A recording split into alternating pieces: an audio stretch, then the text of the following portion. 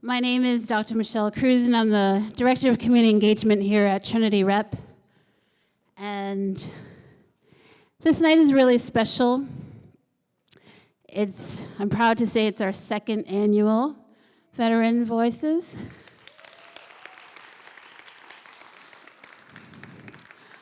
I really wanted to give a safe space, for our veterans to tell their stories in their way, before music, in their way.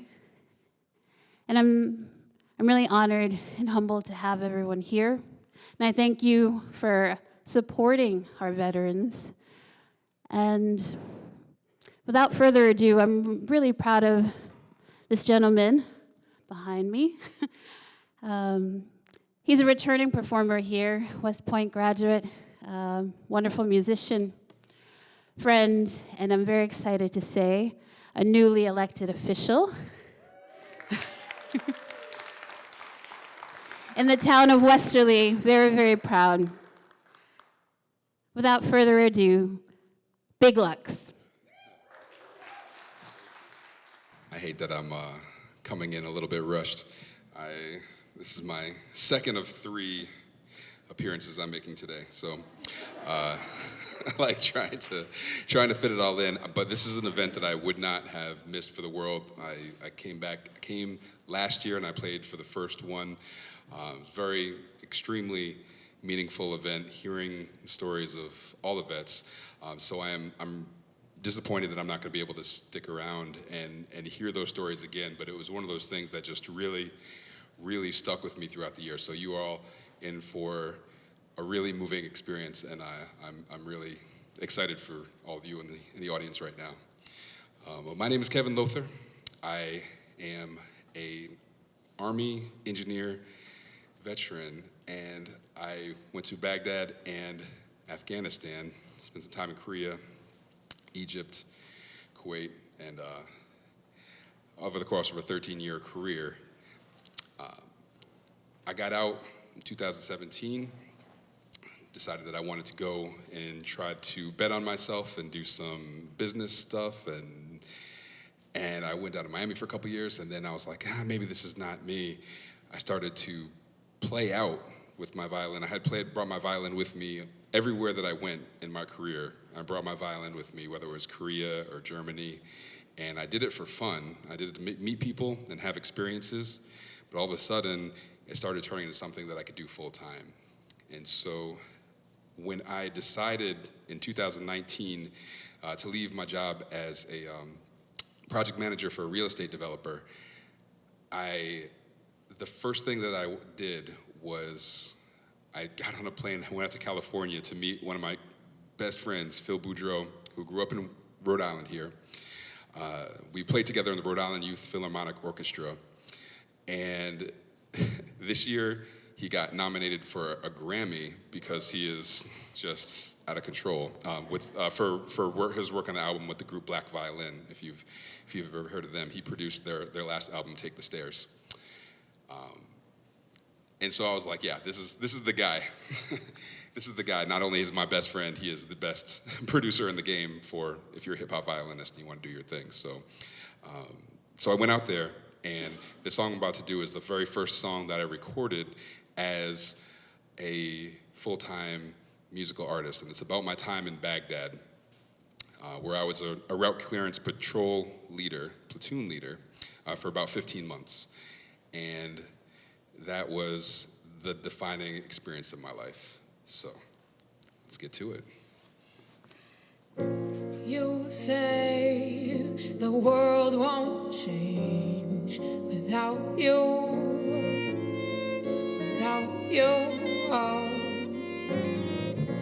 And I suppose the letters from home will just do.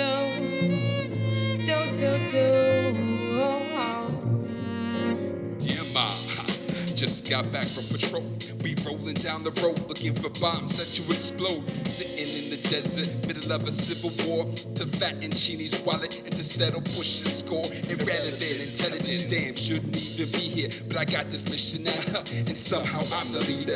I know that I'm a dead man, and I know that I can't show it, but I got these killers with me, so I know we better own it while we rolling down these streets in our sand-colored vehicles. Death all around, we just hope we ain't meet him, though. If he at the source, we got the swords. He at the source, we got the swords. We meeting him with force, cause we invaders been staring with they naked hostility, leading us to judge which ones has the ability to prime demolitions, dig ditches, shake charges, build the bombs under Baghdad that'll hit us the hardest. Like, Go ahead, go on chasing bombs, save our kids and moms. You are not alone, we'll be here for you. We just want you. packages from home, we dependent on these letters, then we killing off emotions. Not feeling makes it better. Chasing bombs by day, chasing sleep by night. Told us we could see the world through the lens of a rifle sight. They hit us with a boom, we bail out in the street. Rounds and fires, they cook off in the desert heat. Then we drag that burned out truck back to where our base is. Next morning, we come back out to find these bombs we chasing. Gunfight, they bust, we bust, they bust, we bust, they bust, we bust, they bust. The streets are filled with blood and dust. Memorial services for fellow spaders departed. I blame my violin to take my mind off the carnage. 2 sergeants got shot last week, they targeted our leaders. My soldiers volunteer to swap snipers to wear my cedars. For killers, a true ride or die will never be defeated. Despite hearts that's purple, we all come home to wonder. Go ahead, What's the meaning? go on chasing bombs. We never figured it out. Save our kids and moms. You are not alone, we'll be here for you. For you.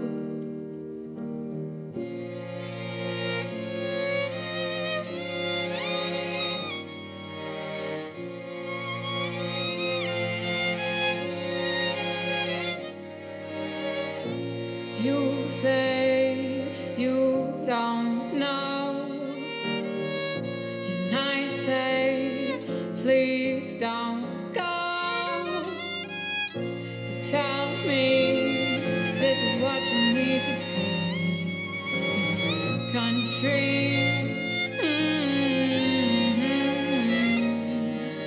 Pistol, get him. Rifle, get him. Machine gun, get him. It's a war of attrition. AKs hit him. Snipers hit him. RPGs hit him. It's a war with the rhythm. Cause if they at the source, we got the swords. Ha! Cause if they at the source, we got the swords. Get them. Go ahead, go on chasing bombs. Save our kids and moms. You are not for you.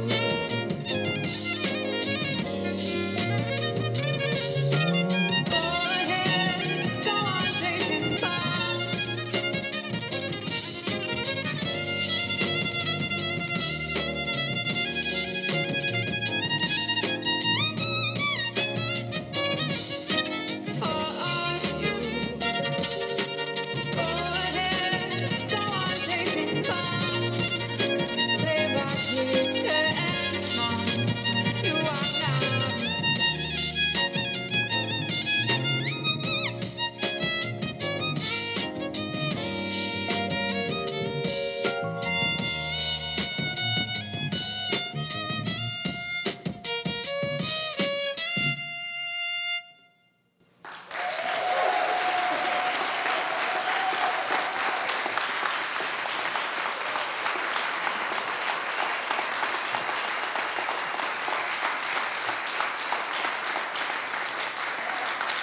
So, thank you so much for listening to my story. And there's 2 codas. There's usually one coda that I always say, and one is that, you know, the most important part of that story is that I brought all my soldiers home alive from that experience.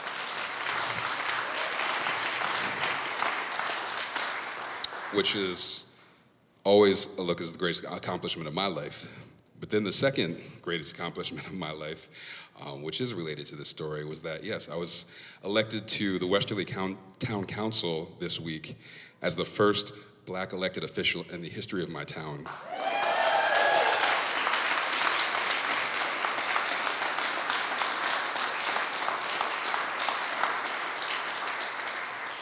And, military experience is something that's shown that it bridges divides. And the fact that so many people were able to see myself and them because of the service that I had provided, it shows how important it is for veterans to be active in our communities and to show up for our communities, each other, and ourselves. So thank you so much. Another round of applause for Big Lux.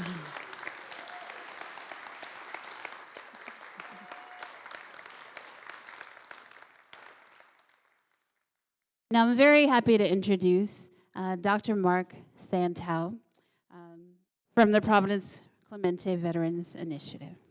I probably made this joke last year, but I don't have the flow that he does, so this is not gonna, you won't enjoy it quite as much. I have a bit of a cold, so I apologize if I, sound congested. On behalf of the Providence Clemente Veterans Initiative, or PCVI as we call it, I'd like to welcome all of you tonight. My name is Mark Santow. I've been the academic director of the PCVI since it began in January of 2019. The PCVI provides free humanities classes to Rhode Island veterans, regardless of discharge status, deployment, age, rank, disability, or education. PCVI scholars explore history, art, literature, and philosophy from the ancient Greeks to the present. We partner with Trinity Rep for dramatic readings and discussions and for events like this. As Michelle said, this is the second Veterans Voices. It is by no means the last. We hope to be doing this not only every year, but hopefully more than once a year. And we are accepting applications for the spring semester. Tonight you're going to hear from 10 veterans who participated in the PCVI.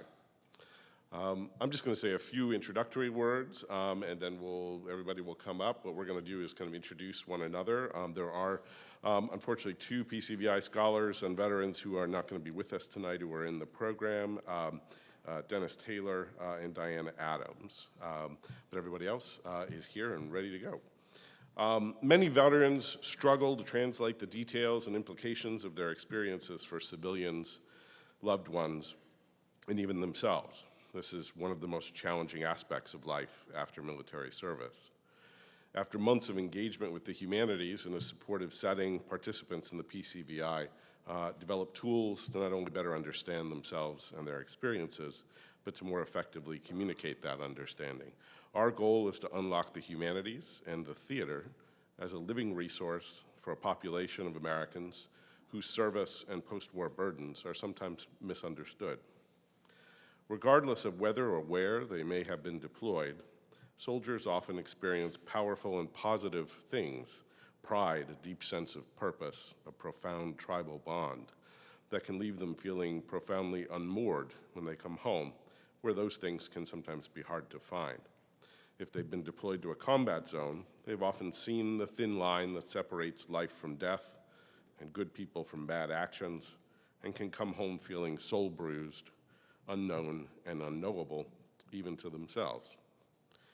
"We are marked with a secret sign that you cannot see," wrote Jules Isaac, a French World War I veteran.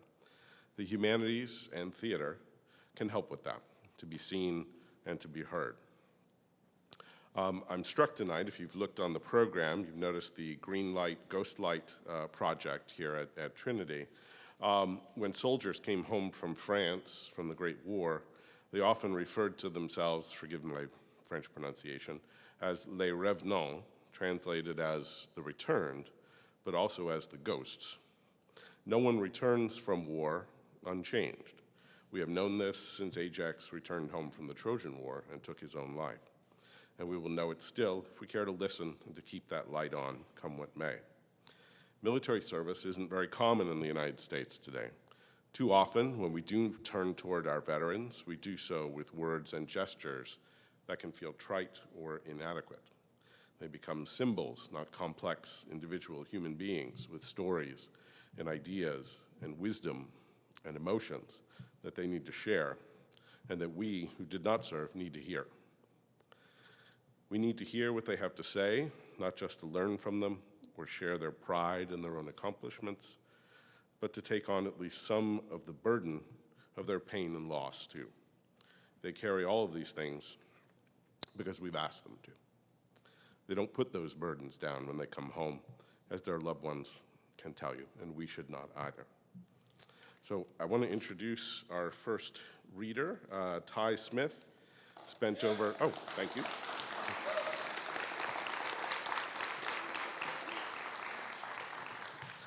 Ty Smith spent over 6 years in the Army as a military policeman, culminating in a deployment to Iraq from 2006 to 2008 with the 1st Infantry Division. He's also the proud grandson of a Marine and Army veteran, Joseph Cervantes. Originally from Columbia, South Carolina, he now lives in Riverside, Rhode Island, with his wife, 2 sons, and Labradors. Ty is an advocate in the community. I suspect many of you know him, working with his colleagues at Operation Stand Down, Rhode Island, to provide legal assistance, employment and training, and housing assistance for veterans and their families. Tonight, he'll be reading a piece he wrote shortly after returning from Iraq, titled Jody's Boot. Ty.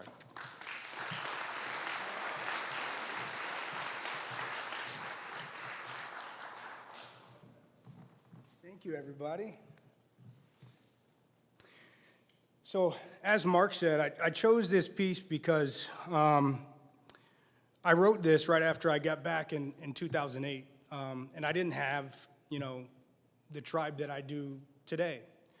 So I wanted to pick a piece that I struggled to write, and I kind of struggled to put my thoughts together on what had just happened over the 16-month deployment.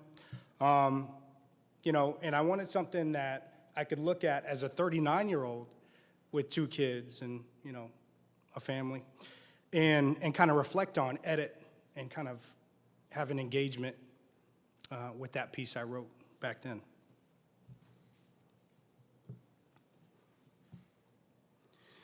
The unknown soldier with a missing leg,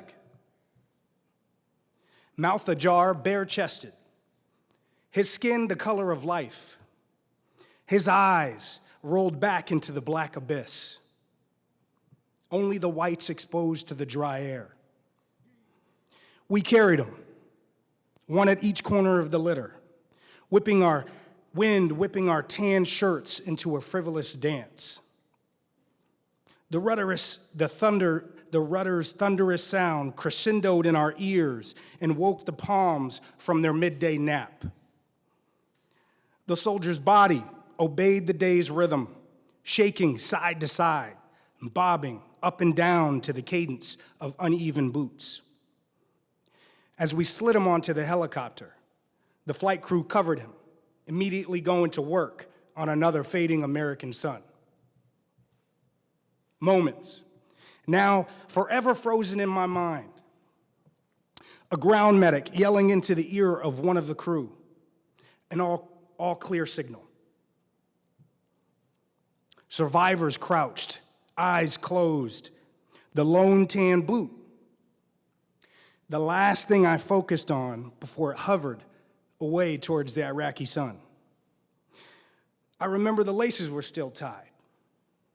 They were tight and crisp with a hint of salt around the grooved metal loops. And then a thought about this fucking sand in my mouth.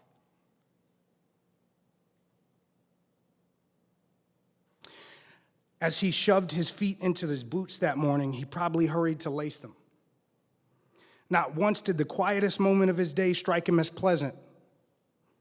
He hurried the pace, mounting his weapon in the gunner's position and fumbling to strap his gear on. Body armor, comms, cords, the ass strap.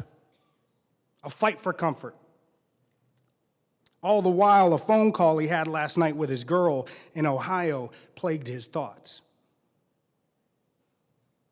Hours later, hot metal ripped through his Humvee. The 3-inch bulletproof window shattered, green with white pockmarks. Oil spewed onto the ground, reflecting the vehicle's layered armor in its dark pool. The Humvee, top speed 70 miles per hour, 400 pounds of torque, 6 feet tall, 7 feet wide, 15 feet long. Seats up to 4 soldiers.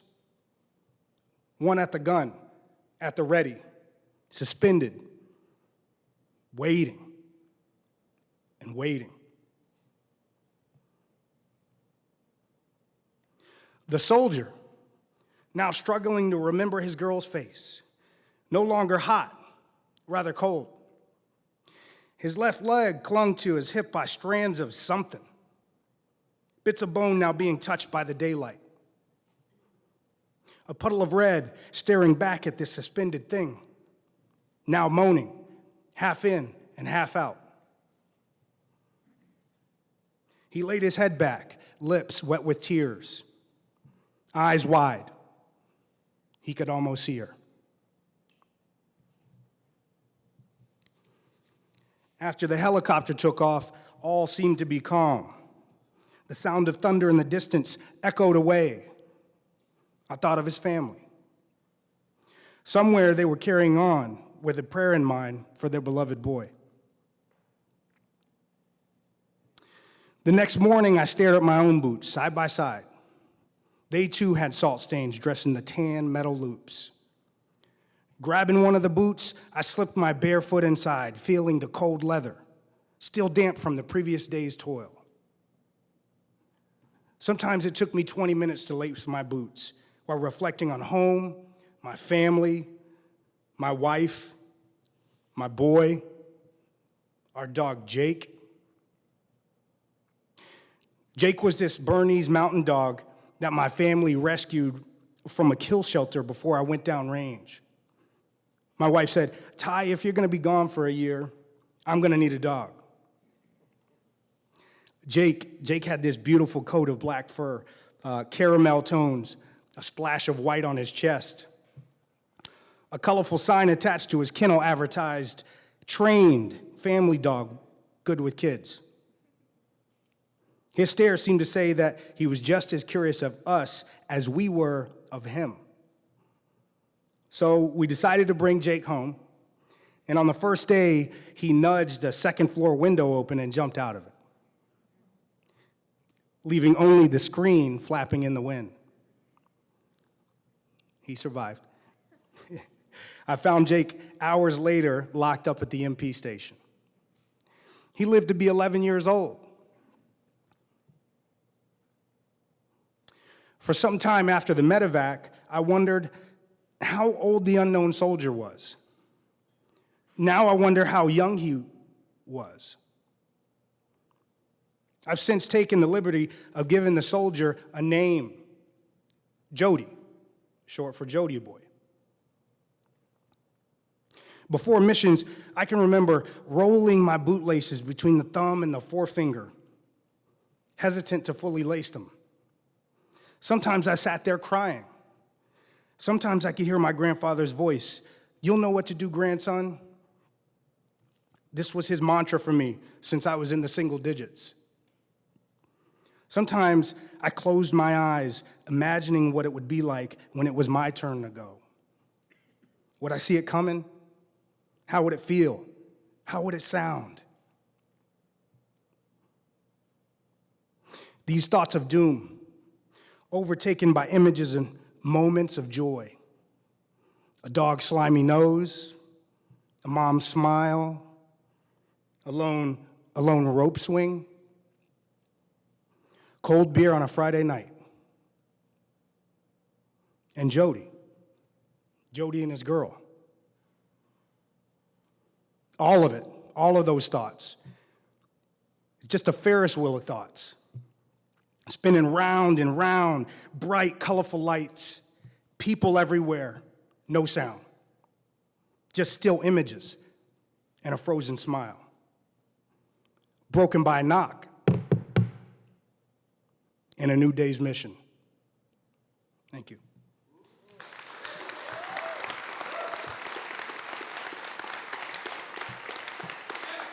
Thank you.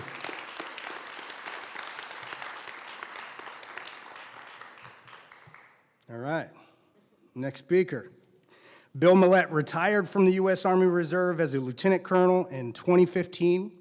After 28 years of service, including mobilizations for Desert Storm in 1991, Operation Joint Endeavor, Bosnia, in 1996, Operation Iraqi Freedom in 2004 and 2005, and Operation Enduring Freedom, the Horn of Africa, in 2010, 2011, Give him some love, ladies and gentlemen. Bill Millett.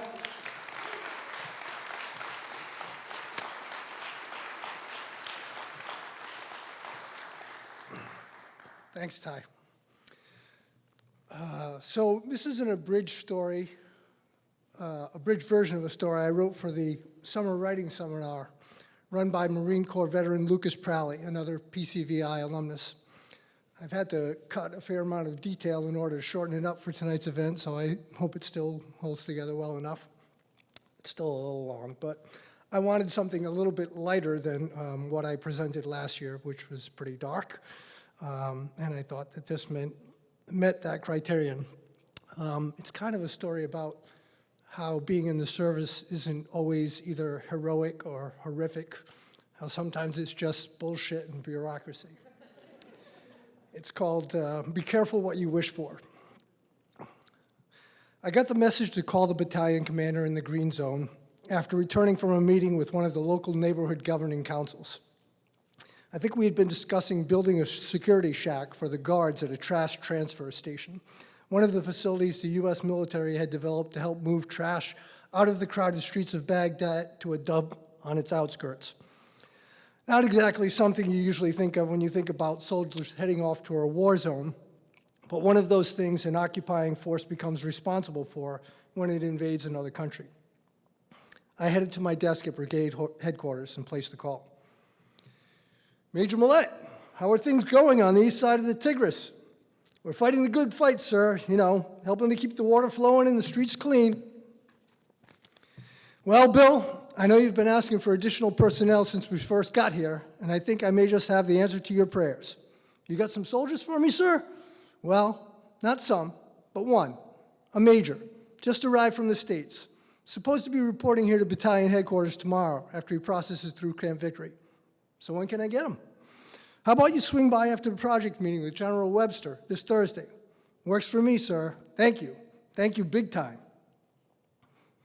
When I hung up the phone, I was stoked. I had been asking my battalion commander for assistance with my personnel shortages for months. It was early 2005, and I was commanding a civil affairs company on the east side of Baghdad. We had been on the ground for about 6 months and had just transitioned from supporting 1st Cavalry Division to supporting 3rd Infantry Division. I had not expected to be commanding a company in Iraq. I had spent about 18 months prior to my deployment studying Arabic at the Defense Language Institute, and had expected that I would be working with the Iraqi Interim Governing Council, as an officer with our sister battalion had done after he had studied Arabic. Without going into all the dirty details, let's just say that chronic personnel mismanagement policies at higher headquarters got in the way of that plan. A civil affairs company is nothing like an infantry company. It is much smaller, around the size of an infantry platoon, with 32 authorized soldiers. However, due to a policy that allows units to depart the mobilization station with only 75% of its authorized strength, my company left Fort Bragg with only 24 personnel who had come from 18 different units across the country and had only trained together for a few weeks before entering the war zone. As if that were not bad enough, the company we were replacing was overstrength, with 42 assigned personnel, 10 more than authorized. I was excited then to learn that I would be gaining another officer who could assist with all of the activities at company headquarters. My enthusiasm, however, was short-lived.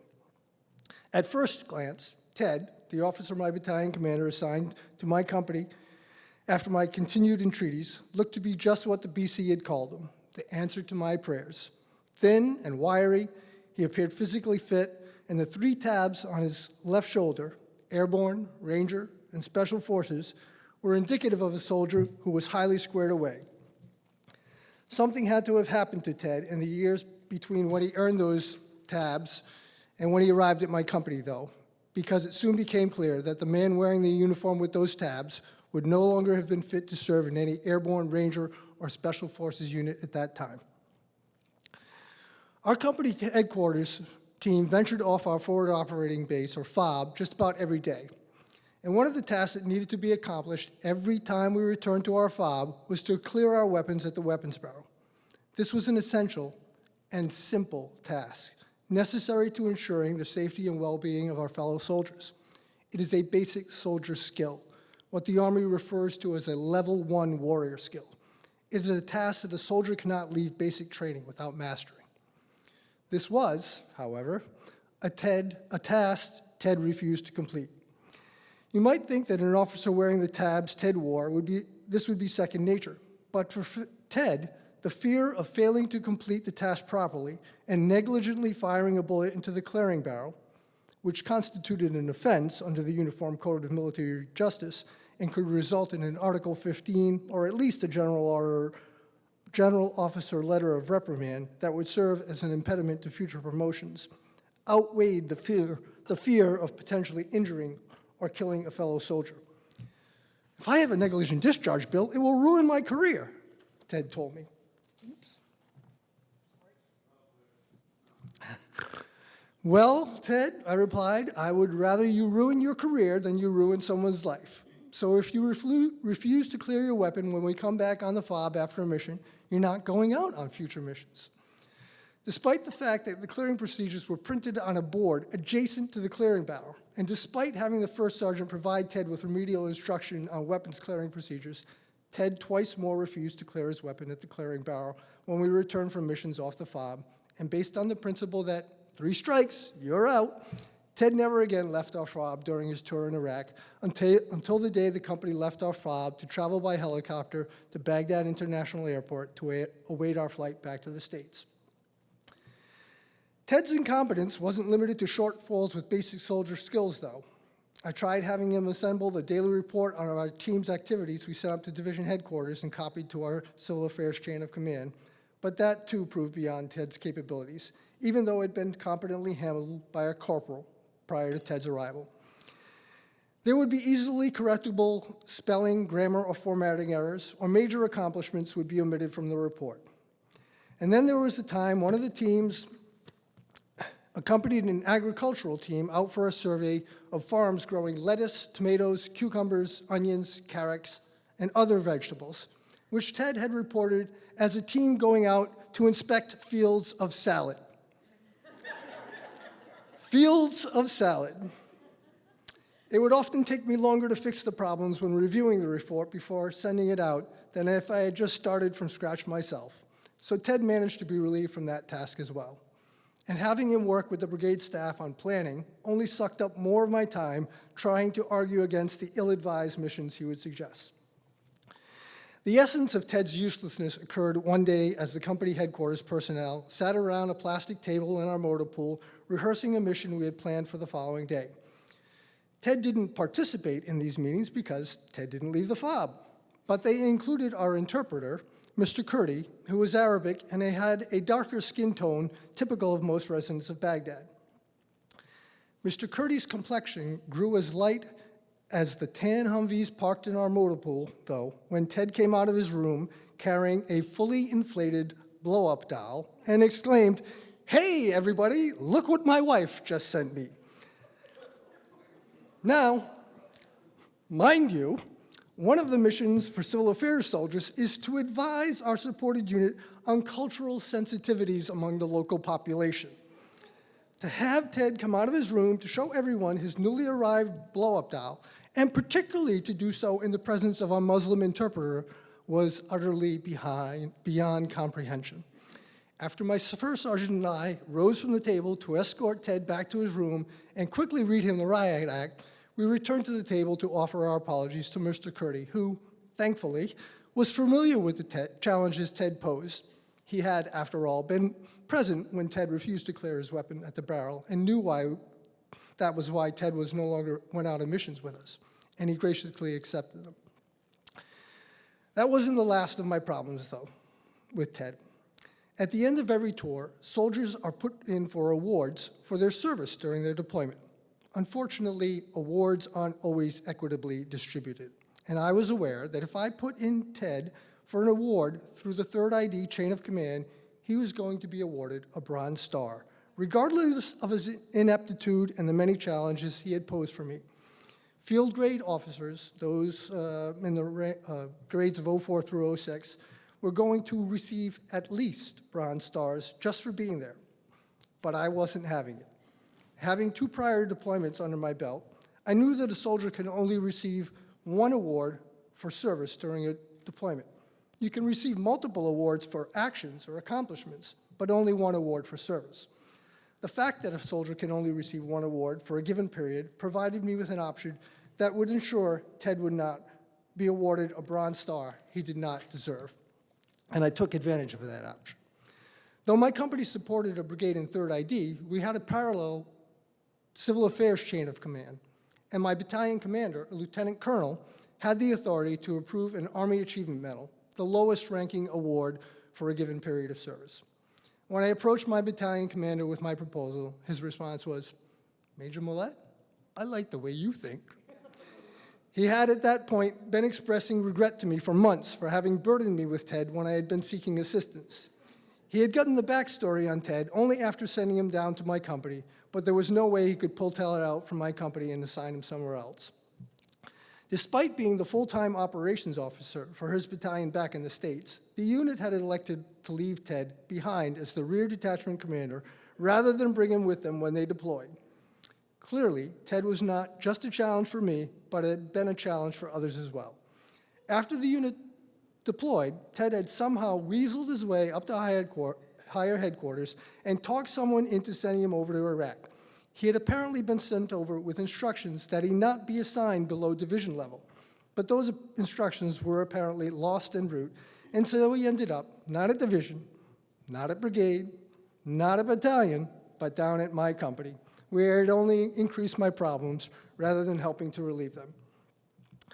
And thus it came to pass that one day, before my company was scheduled to be taken by helicopter from our FOB to the airport to await our flight back to the States, Ted and I stood among other members of my company during an award ceremony presided over by the brigade commander we supported. The commander moved from soldier to soldier, pinning the medal each soldier was being awarded to the soldier's chest as his adjutant read the award citation. Ted was positioned to my right, with another officer positioned between us. As the brigade commander went to pin Ted's award to his chest and his adjutant read the citation, I could see the look of incredulity pass across his face. This was a major standing in front of him, and he was pinning on an Army Achievement Medal? What the hell was going on? By the time the commander stood in front of me, though, he had figured it out. He didn't get to be a brigade commander without a certain amount of intelligence. As he finished pinning my award onto my chest, he looked me in the eye and said, "Major Millette, I'm going to need to see you in my office after this ceremony." "Yes, sir," I replied. When I arrived, the colonel clearly was not happy. "What the hell is going on with one of your field grade officers getting an AAM for his time in Iraq, Major?" he demanded. I knew it wasn't going to matter to him, that Ted didn't deserve anything more than an AAM, but I tried anyway. To say that he proceeded to tear me a new asshole would be putting it mildly. He was livid. It was an embarrassment to him that a field grade officer that had supported his unit was leaving Iraq with an AAM. Perhaps it was because I refused to apologize, but the colonel did his best to make my life miserable. I wasn't aboard the helicopters the next day when my unit departed the FOB, and he kept me on the FOB several more days, allegedly to continue my transition with my relief, until the point where if he kept me another day, I would have missed my flight back to the States, and where he would have had some explaining to do to his commanding general. I finally returned my unit for our flight out of Iraq, but we didn't return directly to the States. We first had to pass through Kuwait for processing. While we were there, Ted confronted me one day about what he deemed to be his unfair treatment with being given an AAM rather than a Bronze Star. I told Ted that I had written up my award recommendations based on merit rather than rank, and that I felt his performance didn't justify anything more than AAM, while other, more junior-ranking officers, NCOs, and enlisted soldiers had outperformed him and been awarded Army Commendation Medals or Bronze Stars. At that point, Ted decided to poke me in the chest and loudly proclaim, "You're fucked up," which, of course, was not something I was about to take from Ted, particularly in front of a bunch of battalion soldiers who were now turned to look at the commotion in front of them. I shoved Ted back, sending him flying a few feet through the air. Despite his airborne training, Ted did not perform a parachute landing fall, but landed on his backside and lay there on the dusty ground as I walked away. And that is how my battalion commander, much to his dismay, came to have to issue me a letter of reprimand to be placed in my local file for failing to exercise good judgment in responding to Ted's provocation. Ted got one too, of course, but that one was issued without any regret by the battalion commander. And so that's why I say, be careful what you wish for.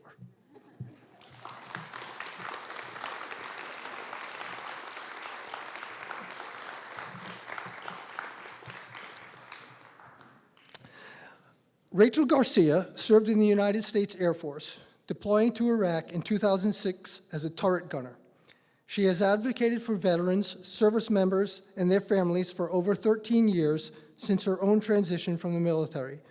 She has been a nationally accredited service officer for over 8 years, currently is the Senior Vice Commander for the Veterans of Foreign Wars and the Interim Assistant Director of Veterans Affairs and Military Programs at Rhode Island College. Please give it up for Rachel.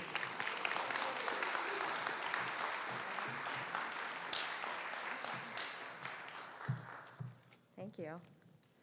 That was really cool. I don't know how to follow anybody, so I feel bad for the last person. So I wrote something. So the first part of it is something that I wrote. And because I do so much work in transition, so transitioning service members into civilian life, I get to hear a lot of stories and descriptions of what that feels like. I have my own experience, so I wanted to share that with you in the beginning portion, and then I'll go into a poem written by John Adgard called In Times of Peace. That poem is really about the feelings of transitioning out of war. And I think it sums up quite perfectly how a lot of folks feel from what I gathered from stories. Proficient with my weapons, Mark 19, 240, 249, 203, M4, and 9, I was told women don't go to war. 45 days at my first duty station, I received orders to Iraq. I was told women don't go to war. While on mission to cover a convoy supply to Baghdad, my team was hit and I happened to take up the rear that day. I was thrown from my vehicle, landing on my back and face, only to come 2 seconds later, run back to my weapon, and take position. I was told women don't go to war. I came home a different person than I once was, struggling to acclimate, not woman enough, and not veteran enough. I was told women don't go to war. Years later in my advocacy for veterans and service members, I continue to battle with my invisible wounds. I battle with not being able to save them all. I am told women don't go to war. I served in the United States Air Force, deployed to Iraq in 2006 when I was 19 years old as a turret gunner, attached to the 435th Security Forces Squadron. I am told women do not go to war. That finger, index to be exact, so used to a trigger's warmth, how will it begin to deal with the skin that threatens only to embrace? Those feet, so at home in heavy boots and stepping over bodies, how will they cope with a bubble bath when foam is all there is for ambush? And what of hearts in times of peace? Will war-worn hearts grow sluggish like Valentine roses wilting without the adrenaline of a bullet's blood rush? When the dust of peace has settled on a nation, how will human arms handle the death of weapons? And what of ears? Are ears so tuned to sirens that the closing of wings causes a tremor? As for eyes, are eyes ready for the soft dance of a butterfly's bootless invasion? Thank you.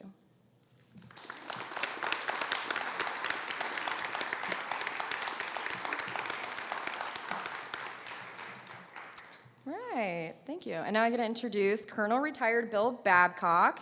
Served as an Army infantry platoon leader in Vietnam from 1969 to 1970. He also served in Afghanistan 2003, 2004, and Iraq in 2005.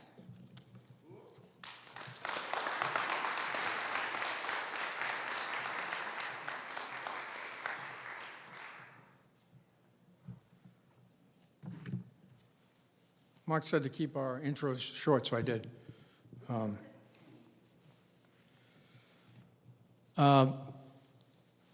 The speech I'm going to give today, I came up with many years ago, and it's been altered since, but I was asked once to come and speak at the Moving Wall, Vietnam Memorial that goes around. I came up with a talk for that time, and I've since altered it a little. Today, by the way, if you haven't figured it out, is the 40th anniversary tomorrow of the Vietnam Memorial being opened in Washington. So I call my talk The Wall for a reason you'll see. So I want to talk today about the Vietnam veteran. Not any particular Vietnam veteran. I could talk about the soldiers I lost in Vietnam: Max Pugmire, Rodney Collins, Ronald Westfall, Albert Wayman, and Brian McCarthy. I could talk about my classmate, Carmen DiCabellis, who died in Vietnam. But today I'm going to talk about the image of the Vietnam veteran and how it's changed over time. In 1991, I was the commander of the 110th Public Affairs Detachment of the Rhode Island National Guard. Our job was to produce news stories on the soldiers in the National Guard. One of my missions that year was to cover the homecoming of the Rhode Island Guardsmen who served in the Gulf War. I must tell you that I honestly had mixed feelings watching the tremendous reception given our troops as they arrived at Westover Air Force Base. The crowds of well-wishers, the music, the cheering, all gave me a great feeling of pride. I was relieved to see everyone come home safe and unharmed. On the other hand, I could not help thinking of my own homecoming now 52 years ago. I was met by my mother and father. No bands, no music, no well-wishers. But that was enough for me. I don't think any of us who served in Vietnam expected bands and parades. That isn't why we went. We went for the most part because we were brought up by men like my father and his friends who had served their country in their wars because they felt it was their duty. They had taught us in their own way that when your country calls, you answer. Well, something happened to the Vietnam veteran. Somehow the war that was lost was confused with the warriors who fought it. In the eyes of the media and much of the public, all Vietnam veterans were nothing but drug-crazed baby killers. In the 70s, it seemed like every TV show had a story about a Vietnam vet who killed his wife or robbed the local gas station or shot up his hometown. The newspaper articles began with Vietnam vet robs store or Vietnam vet accused of hit and run. I never saw World War II vet rob store or Korean War vet accused of hit and run. If they weren't shunned altogether, Vietnam vets were ignored or even mocked for fighting in an unpopular war. Then things began to change. In 1982, the Vietnam Memorial, the Wall, was dedicated in Washington. The nation realized that it had treated its Vietnam vets poorly, to say the least. All of a sudden, it was okay to be a Vietnam vet. In fact, there were people who never went to Vietnam now claiming to be Vietnam vets. There were parades and reunions in Washington and Chicago welcoming us home. We were no longer baby killers and drug addicts. No. Now we are all heroes. Well, in fact, we're not all baby killers, and we're not all heroes. We were just men and women who were called to serve our country, just as our fathers had and uncles have been called. We did our duty and came home. We didn't and still don't expect any special treatment. We just want to be remembered as men and women who did our duty just like our fathers did. I also served in Afghanistan and Iraq. Today, veterans of Afghanistan and Iraq are treated differently than we were when we came home. Returning home from Afghanistan 18 years ago, I had people come up to me in the airport and thank me for my service. Far different than my return from Vietnam. Today, the public gives veterans the respect and honor they deserve. I think the American people have finally learned to separate the war from the warrior. Today's veterans should thank all Vietnam veterans for that. I'd like to close with a quotation from a book called The Only War We Had, A Platoon Leader's Journal of Vietnam by Michael Lee Lanning. A war is a major event in a man's life. It was popular among many who fought to say that Vietnam wasn't much of a war, but it was the only one we had. I can only add that it was enough of a war for me, for I'm neither old nor young enough to want to experience another one. I am proud to have served in Vietnam. I feel no guilt, have no regrets, harbor no memories I can't cope with. And except for a few terrifying moments and many young men resting for eternity under neat rows of military headstones, I change nothing. What I do feel is satisfaction and pride in doing what had to be done and standing up when called upon by my country and being prepared to die if necessary. I think this is a sentiment shared by all veterans, no matter which war they served in. I think that a sentiment that those here would agree. Thank you.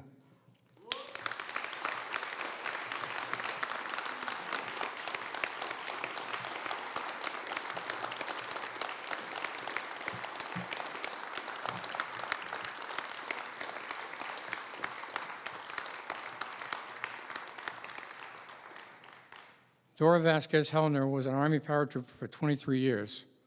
She led a human intelligence team during Operation Just Cause in Panama, 1989.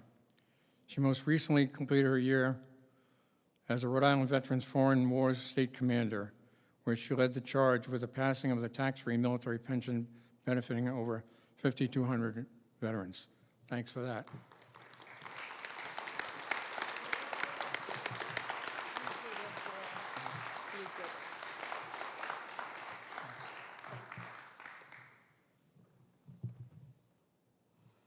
As a PCVI student, I was presented with the opportunity to share my story. With my first class, I was able to immediately connect with a fellow paratrooper from the 82nd. I was in a safe zone. With each passing class, my feeling of safety increased as we explored the Greek tragedies. I felt myself gravitating towards Antigone from Sophocles' tragic play. She is a threat to the status quo who invokes divine law in defense of her actions. She sacrifices her life out of devotion to principles higher than human law. This young woman was calling me. She was giving me direction and purpose. Antigone was pulling on my emotions as she was pushing me to reflect on my military experience. She was driving my emotional roller coaster. With this woman by my side, I was able to reflect on my Army career with the many challenges I confronted on a regular basis. I truly believed as I got promoted, my challenges would decrease. This was wishful thinking, as they only increased. But I, just like Antigone, did not back down with what I believed was right, and I continued to fight for what is right. This quote from Antigone is now my guiding light. Oh, it's terrible when the one who does the judging judges things all wrong. Through the direction of our PCVI instructors, I was able to now view the humanities through a different set of lenses in relation to my military experiences. I was able to engage in healthy conversations with my tribe, with our unwritten norms, and let my voice be heard. In spite of our varied military experiences, gender, and branches, We respected differing opinions that were shared throughout this program. I now have the honor of reading a poem written by Army veteran Tanya Whitney. Standing proud, standing tall. When I say to you, I am a woman veteran, do not ask me if I was a nurse, though I am in awe of those who are. When I say to you, I am a woman veteran, know that I serve the same as my brothers, with the same equipment and missions. When I say to you, I am a woman veteran, I do not want you to see me as special. Do not see me as a separate entity. When I say to you, I am a woman veteran, it's because I am proud to be a woman. I am a minority in a sea of fellow veterans. When I say to you, I am a woman veteran, it's because I am strong, I am capable, I am patriotic to the core. When I say to you, I am a woman veteran, do not think it's a joke. Do not demean my service. I served in combat. Many of my brothers did not. When I say to you, I am a woman veteran, I want you to see me as a veteran who happens to be a woman. When I say to you, I am a woman veteran, do not blow me off, for you do not know what I've been through. You can never understand the cost my service has had on my body and soul. I am a woman veteran. I am grateful to PCVI, my fellow veterans, and Trinity Rep for making tonight possible. And I encourage all veterans to take advantage of the Providence Clemente Veterans Initiative to feed your brain and soul. Our tribe will forever hold a special place in my heart. Thank you. Cool?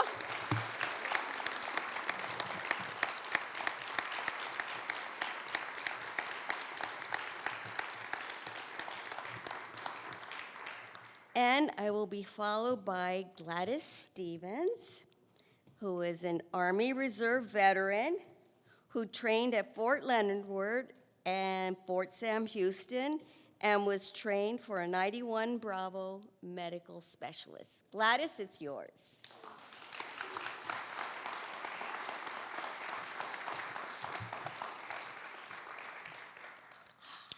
Cool. Oh, Bill.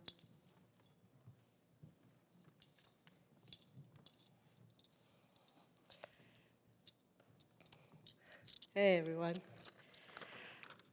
So this is my first time, and this is my first time actually telling my story, at least to anyone who's not a family member, but in the Oxford Dictionary, the word veteran reads, a person who has served in the military. For the longest time, I wasn't able to call myself a veteran. In my mind, a veteran was someone who went to war or was in the military for decades. It took a long time for me to accept that I also was a veteran. I joined the Army Reserves when I was 17 in 1993, during the time the Montgomery GI Bill was heavily advertised. I dreamed of going to college, and I felt a scholarship from the Army would help. In June of 1993, I was shipped to Missouri for basic training. It's said some never make it past the first couple of weeks. Between drill sergeants screaming and the early wake-up, I didn't think I was going to make it. Yet I did, and I graduated in August, a new member of the Army Reserves. I was assigned to a company in New England for my 1 weekend a month, and after I arrived home, because I was a junior in high school, I had to finish senior year before I could go to Army Initial Training, AIT, which was 91 Bravo Medical Specialist. I was accepted to college, but the week I was supposed to go, my orders to report to Texas for AIT. I went and I did my training. But because I was unable to pass the physical training test, the paperwork for my discharge began. I was officially out of the Army in March 1995 on an honorable discharge. Years passed, and though I spoke of it, I never used the word veteran to describe my time in the reserves. On forms, applications, or other papers, I never checked the yes box when asked, "Are you a veteran of the U.S. military?" Friends had asked why, and I gave the same reason I always felt. And I never went to war, and I didn't want to take away from anyone more deserving. In my mind, I considered my time in the Army a mere blip, though I am proud I went through basic and 95% of my AIT, I still couldn't call myself a veteran. When I started dating my now husband, he would always ask why I never applied for benefits or called the Veterans Administration. Again, I gave him the same reason. For years, he insisted I try. Finally, during our time when we were homeless, he threw down the gauntlet and insisted I make some calls. I called the VA Homeless Hotline and Operation Stand Down, an organization in my area specializing in helping all veterans. The VA called and listened. When they asked me why I took so long to call, I told them the same thing I always felt. That's when they said, "You were in the Army. You are a veteran." The counselors at both the VA and Stand Down helped me to get my discharge papers showing the time I served, where I went to train, and both my dates of enlistment and discharge. Working together, they helped me fill the information with the VA, get a VA card, and connect me with PCVI. More importantly, they helped me with a voucher to find an apartment, a home. In addition, I started meeting more veterans who had the same beliefs as me. They also felt they weren't veterans for whatever reason. Like me, it took talking to the right people to figure out what they could do to help, whether medical, employment, or shelter. I am taking the Providence Clemente Veterans Initiative. Many of my classmates are veterans of foreign wars, and they have assured me what I did matters. I am a veteran. Though it took almost 30 years, I have now accepted being called a veteran. My time was brief, yes, but I wouldn't trade one day. It helped me learn new things and give me opportunities I never would have imagined. It was my first time traveling on my own and meeting different people from all over the world. When I look at my smiling photo in a Class A uniform, I see someone who accomplished one of the toughest boot camps in the military. If you hesitate to call yourself a veteran, know you're not alone. There are people who can help in places you can call. Reach out, make that move. It will help.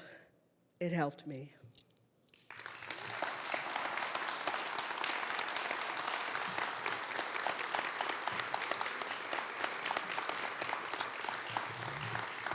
I'd like to now introduce Ernie Drew. Ernie Drew served in Vietnam as an intelligence officer with VF-41, a fighter squadron. After completing active duty, he remained in the Naval Reserves and retired with a total of 32 years combined, active and reserve.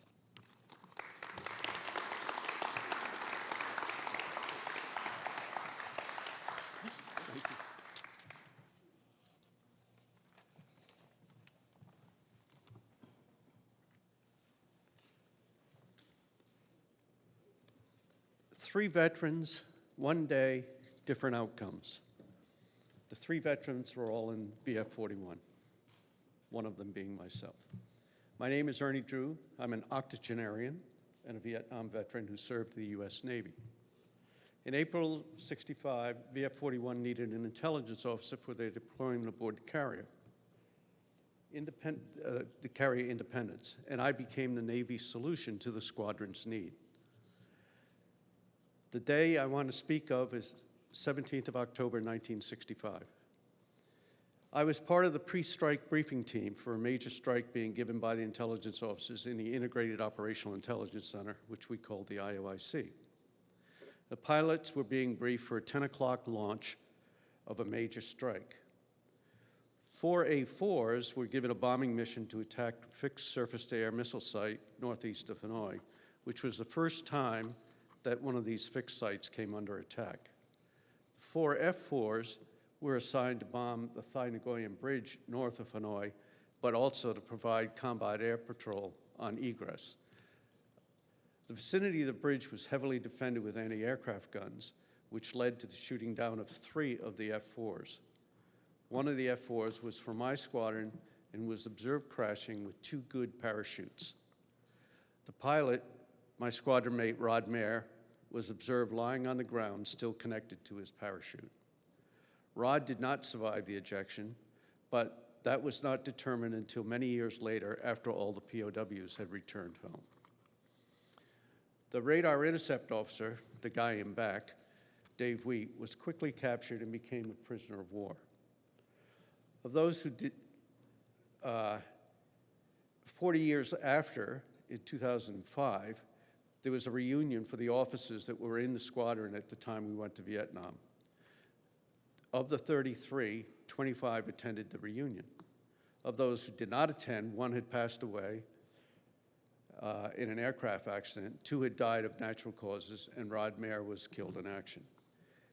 Dave Wheat, who was the guy in back, approached me and said, "I want to apologize for taking so long to do this debrief." After dinner, he told the squadron of his experiences, and this is my memory of his presentation. The target that day for us was the Thai Nguyen Bridge, about 25 miles northeast of Hanoi. Rod said, "We've been hit. I ejected, swung once under the canopy, and got caught in the tree, and the tree bent over, and I crashed to the ground. I unclicked the harness, and the tree went up with a parachute stuck in the branches, becoming a marker. I soon became a POW. I passed through the Hanoi Hilton. After a couple days, moved to a prison called the Zoo. I was placed in a room by myself, and for the first 9 months, I had no interactions with any Americans. Some of what happened in the time of being a POW are these 2 incidents. One point, I was taken from a room, made to sit on a concrete block, and told I had to write a biography. I said I would not write anything. Eventually, they hog-tied me, with arms crossed behind my back, put handcuffs on me, and tightened them until I thought they could not be any tighter, but they were able to get 1 more click out of it. He then described the pain as being unbearable, and after many hours, he eventually said that he would write.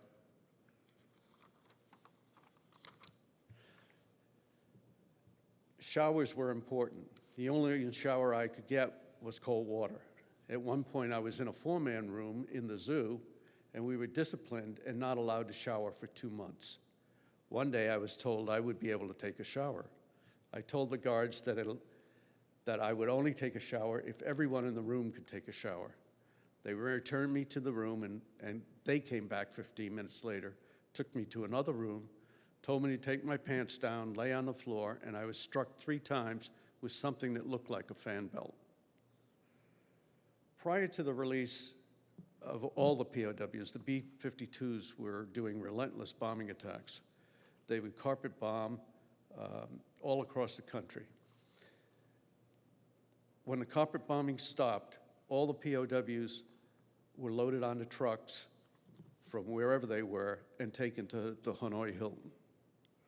They were assigned cell blocks in the order of their shoot down. In a few days, the first airplane arrived to transport the seriously sick and injured POWs that have been shot down. And then Dave, having been shot down earlier in the war, was assigned to the second plane. When the second airplane arrived, he was driven to the release point. They were called forward 1 by 1. An Air Force captain from the Freedom Flight was on the runway and gave each former POW a salute as they approached him. He was then escorted by 2 Air Force enlisted to the plane, up the ramp and onto the plane. It flew to Clark Air Force Base in the Philippines, and he was able to take his first hot shower in 7.5 years. Dave was ready to start the rest of his life. After my return from Vietnam in 1965, the general population negated the value of military service, but I had not. And it caused me to suppress the fact that I was a Vietnam veteran. It was the 1960s, and I was conflicted. I became a civilian but remained in the reserves. I eventually became a defense contractor and worked with people who were like-minded. When I retired at the age of 75, I was again set adrift from what I would consider to be my tribe. I had planned poorly for retirement, I had lost focus, and my family was concerned. I was unable or unwilling to read if it wasn't on a screen. I hadn't read anything that wasn't technical or intelligence in at least 25 years. However, during that time, I gained a better understanding of the theater, Trinity Rep being the driving force there. And I saw a conversation with Kurt Columbus and Ty was being interviewed about how the use of theater in the humanities fit into the PCVI course, which I had never heard of at that point in time. I called Mark the next day, and over the next year and a half, the PCVI course, through its instructors, curriculum materials, and conversations with all the other students, many of whom are in this room, helped me focus and develop an appreciation for the humanities. I became an active participant, and yes, I started reading. Listening to the veterans of all the services allowed me to understand what it meant to be a veteran. I have told Mark, I consider myself an odd duck to some extent in that most of the veteran stories and most of the conversations had to do with ground warfare. But I was a naval intelligence officer. I wasn't getting my hands dirty. I was in an air-conditioned space, and I had a different outlook of what was going on. So the three veterans that I was talking about at the beginning, Rod Mayer, Dave Wheat, and myself, where are they today? Rod Lewis Mayer, he was from Lewiston, Idaho. He's listed on the Vietnam Wall at panel 2E, line 125. His remains were never recovered. David Robert Wheat, Dearborn, Michigan, POW for 2,675 days. Commander USN, retired, currently lives in Duluth, Minnesota. And if anyone here has been through the Duluth International Airport, there's a statue of a POW hunched over with his hands handcuffed behind his back, and he was the model for that statue. And myself, I'm from Cranston, now living on Providence East Side, and I'm Captain, U.S. Navy Reserve, retired, and I am now proud to be a veteran, having known veterans like Rod Mayer and Dave Wheat and all of those who I've met at PCVI. Thank you.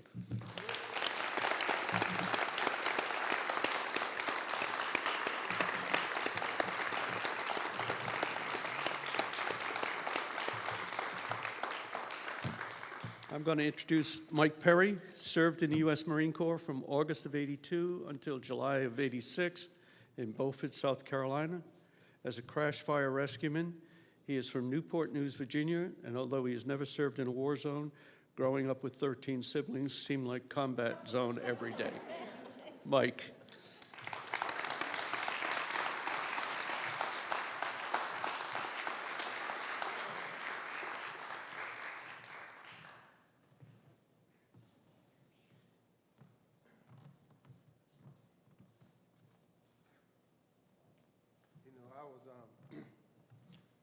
I'm so nervous. But Gladys told me, she said, if you're nervous, just picture everybody in purple dot shorts. But I was going to, it's my lady friend out there, I can't see her, she did, oh, there she go up there, hey. No, I was gonna wear something else, but can you all see this shirt? Yes, Lance Corporal Harley, yes. My neighbor, his name Bill, he lives upstairs, right? He's 72 years old, he a veteran as well. And I told him about this event. Okay, I'm a little tall, huh? I told him about this event, and he went on, he talked more than I do, but he went on this and he told me the story about Lance Corporal Harley, and that she was either the first or one of the first Lady Marines that died in Iraq that's from Rhode Island. you know, and that's impressed me so much. He ran upstairs, came down, he was out of breath and everything. He gave me this shirt. So I said, I'm gonna wear this shirt. And because 40 years ago today, I graduated from boot camp, November 10th, out of Beaufort, South Carolina. So this is a good day today. I got the, I'm gonna read a story or a poem that says, the name of it is I Didn't Know.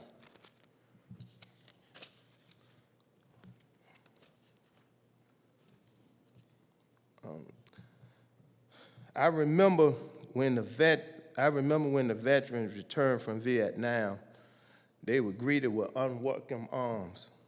They were called baby killers, women killers, among other things. I couldn't imagine how that made them feel. So when someone walked up to me and say, thank you for your service, I really do appreciate it. I love it when I hear someone says that to me, but I feel even better when I say it to another veteran. Just to see the expression on their face is priceless. And half the time, they don't even know that I'm a veteran. Because I took an oath to serve and protect my country, I am entitled to some of the VA benefits. Now I have a moral obligation to continue to serve my country by being a good and respectful citizen. I didn't know. Why would a person blame himself because he has the disease of addiction? Borderline PTSD, severe depression, anxiety, and cancer, which led to not one but 2 suicide attempts. I didn't know. One of my classmates, Rachel, who served many years with honorable discharge, who, like myself, thought we had to serve 20+ years in order for us to become a veteran. Why? Because we didn't know. I didn't know when you retreat, that was not quitting, that was a strategy. I didn't know when you surrender, that's not giving up, that's a strategy. I didn't know when you was down and out and asked for help, that's not a sign of weakness, but a sign of strength and the beginning of the healing process. I didn't know organizations like Operation Stand Down, who extended their arm all the way to Virginia to help a veteran in need like myself with housing, food, legal aid, et cetera, et cetera. I was in court one day, and the judge told me, he said, Mr. Perry, he said, ignorance is not an excuse for the law. Was I ignorant, or was it just because I just didn't know? My brother, who served 170 days on active duty, just to find out later he wasn't considered a veteran. He needed 10 more days. 10 more days on active duty. Why did he stop? Because he didn't know. As a boy growing up, whenever I did something wrong, my dad would fuss at me. He would call me out my name. He would say, boy, you dumb, or, no son of mine will ever do anything like that. Get the hell out of here. And so when I started to cry, my mom would try to comfort me, and she'll say, some men don't cry. Sticks and stones would break your bones, but words will never hurt you. You know, that was the biggest damn lie my mom's ever told me. Because, see, men do cry, and words do hurt. And that's one thing I do know. So before I introduce the next veteran, I want to say to the civilians, thank you for your support, and to the veteran, thank you for your service. That's it.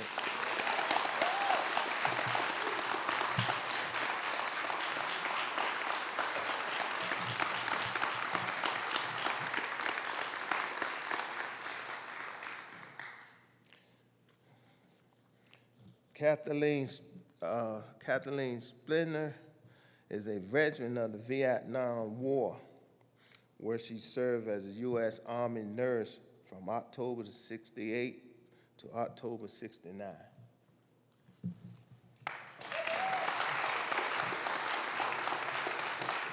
Thank you for your service. Yeah. Yeah. This has been an incredible evening so far. But first of all, we have to say happy birthday to all our Marine sisters and brothers. Semper Fi. I'm glad the Army remembered.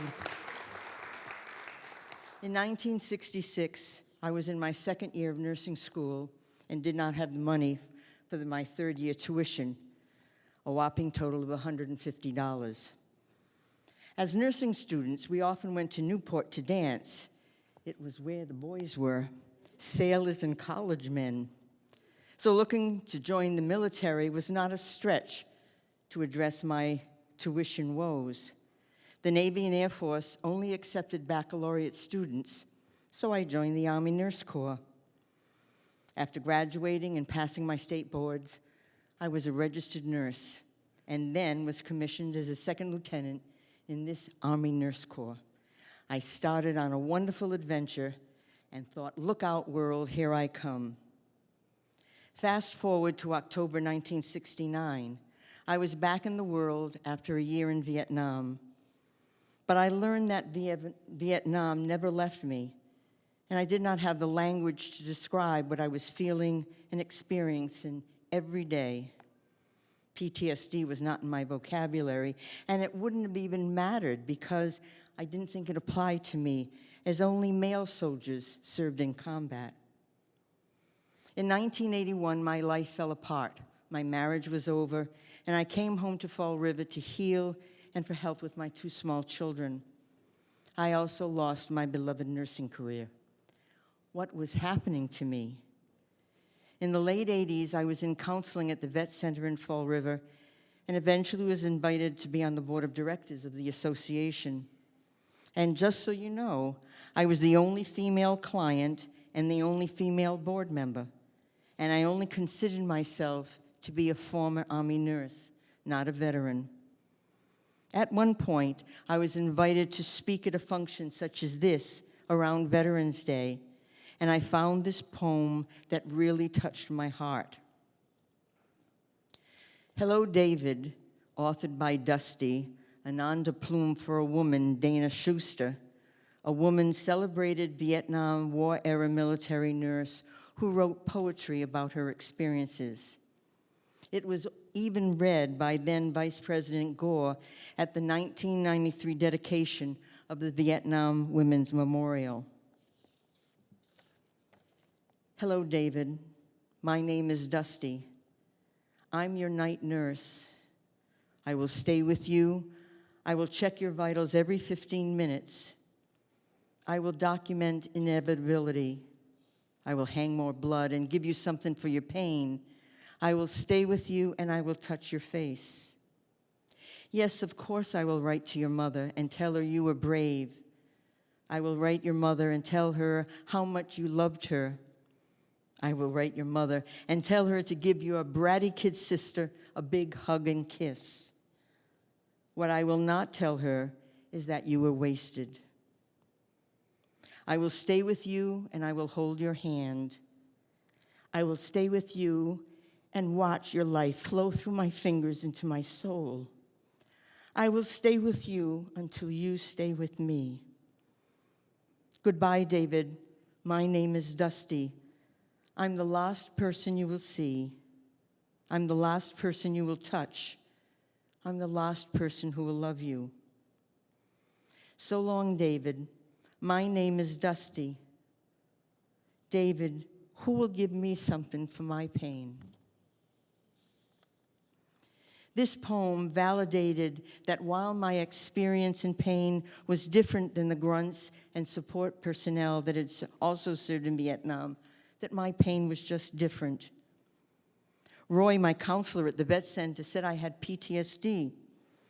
This poem helped me to start sharing my story and to seek help from the VA. Dana Schuster was not a nurse. She never served in the military, and she was never in Vietnam. When I found this out, it just threw me into a tailspin. We called them wannabes back then. Now we have a Stolen Valor Act that protects us all from these imposters. It took me a long time to come to grips with these words that impacted my life and really helped me on my journey with PTSD. How, why would anybody do this? I looked up this poem again after Sarah and her Stolen Valor just a couple of years ago. After feeling anger, disappointment, disgust, wanting revenge or punishment, I had to turn to what I had learned. This poem helped me. I am grateful to the author, Dana Schuster, for her words that touched me and many others. I hope she found someone or something to address her pain. And while I do not understand the mindset behind Sarah and her actions, I had to release my anger and let the courts do their job. I also hope that she finds support she needs to deal with what she did.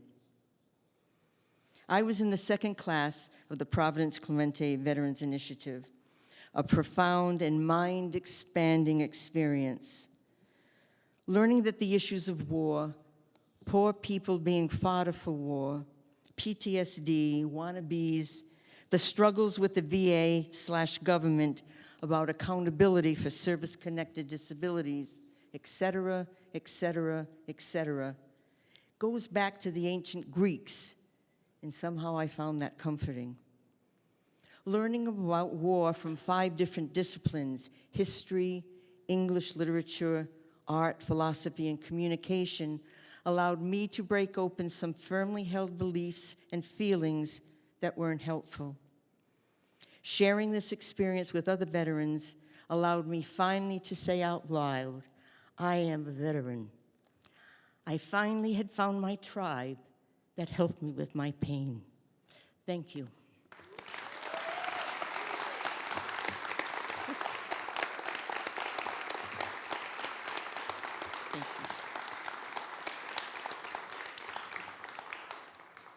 Now, I'm probably going to slaughter this last name, and I apologize in advance.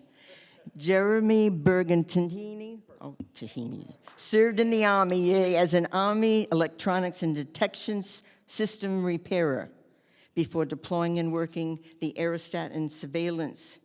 He earned a Presidential Unit Citation Award along with his unit with a battlefield promotion while deployed. Physically and mentally wounded in Iraq, Jeremy was later granted a medical discharge for PTSD and other physical ailments, thanks to Senator Reid. Jeremy. Congratulations.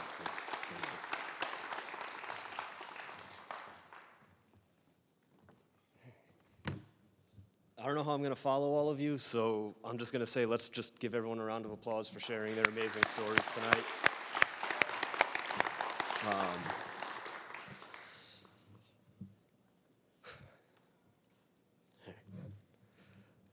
I don't know how to start, so I'm just going to start. Good evening, everyone, and thank you all for being here to support us tonight and to allow our hearts into your minds, because that's what you've been doing tonight. You've been allowing us to translate our thoughts and feelings into your hearts and minds. You came to not just listen, but to feel alongside of us tonight. Because I don't believe someone can truly listen to what my sisters and brothers have said here without, for at least a few moments, feeling some of what we felt writing and saying it.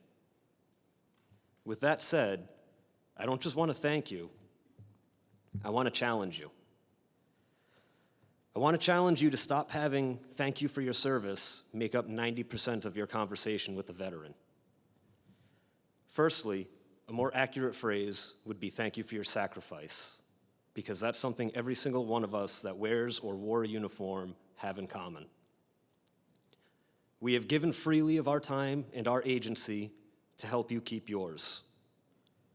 But that phrase, "thank you for your service," I mean, how many times have you said that to a veteran only to receive silence, a look away, a sarcastic reply, or an eye roll in return? Do you know why that is? It's because some of us hate you for saying it. I can't speak for everyone, so I can say I hate you for saying it. Because those words have implications, and they usually mark the beginning and the end of the conversation. Here's what those words imply to me when I hear you speak them. Thank you for killing someone. Thank you for watching your sisters and brothers die beside you so I don't have to. Thank you for spilling yours and others' blood to prevent the spilling of my own. Thank you for being the monster that I cannot, and for pretending that you aren't one now when I see you in the streets. But the deepest meaning it conveys to me is, thank you for pretending you're okay, because we both know that you're not, and I don't know how to handle that. So I say thank you because I don't know how to say I'm sorry. So I'm challenging you all, don't repeat a cliched phrase the next time you see one of us before walking away. I challenge you to cry the tears of our hearts with us and to feel the weight that burdens our souls alongside us. Help us carry that weight like we carried the weight of a rifle for you. Because our hurt can grow when you say those 5 words and nothing else to us. So I challenge you, I beg of you, to have a conversation instead. There's no real guidebook for that conversation either, and we get that. I cannot sit here and tell you to use or to refrain from using a certain phrase implicitly. All of us are different, and all of us will engage with you differently. What I'm asking for is the attempt. The effort is what matters. Show us that we mean something more than 5 words spoken in passing by engaging with us in actual dialogue. Ask about our day or tell us about yours. Talk about your fishing trip and tell us about the secret family recipe for the world's best baklava. The conversation means more when it makes us feel like people as opposed to a fleeting thought soon forgotten. I have one more challenge for you as well. The way you feel right now, the way tonight has made you feel, I challenge you to hold on to those feelings for longer than you're in this building, longer than the discussions in the reception room or the drive home. I challenge you to feel what we feel when you step foot beyond the threshold of the theater and return to your daily lives, to carry those feelings and thoughts with you into tomorrow and the next day, because we do. On that note, I want to return to one of the most important points of the night, not the baklava. I want to say thank you all, truly. As hard as it is for us to open up to you here tonight, it can be just as hard for you to receive our thoughts in words as openly. The only time I know I can speak for everyone here is when I say from the bottom of my broken heart, we thank you.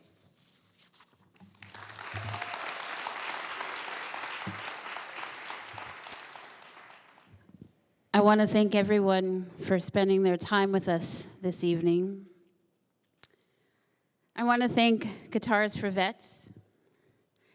I want to thank Big Lux, Ty Smith, Bill Millette, Bill Babcock, Dora Vasquez-Hellner, Gladys Stevens, Ernie Drew, Mike Perry, Kathy Splinter, Jeremy Bergantini, and 2 veterans who couldn't be with us today, Dennis Taylor and Diana Adams. We're going to have 2 more songs from Guitars for Vets, and then I'd love for you to join us for a reception. It's right around this corner here, and we'll open up those doors, but it'll be in our Chase lobby. But we thank you so much for your time and listening and learning and just sharing this space with us. We hope you join us for the 3rd annual Veterans Voices.